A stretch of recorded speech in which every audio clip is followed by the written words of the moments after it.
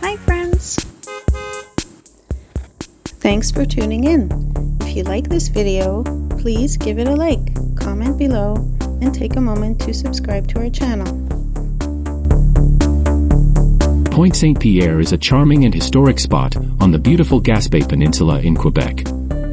Situated between the towns of Gaspé and Percé, this area is known for its stunning natural beauty and rich cultural heritage.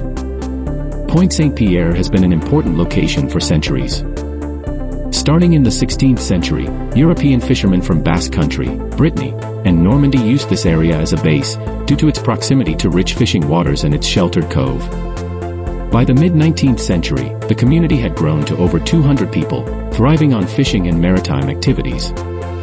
Today, this area is a must-visit destination for nature and history enthusiasts alike.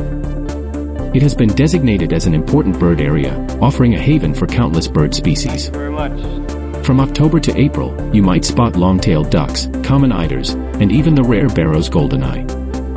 The cliffs and coastline also provide a perfect backdrop for whale watching.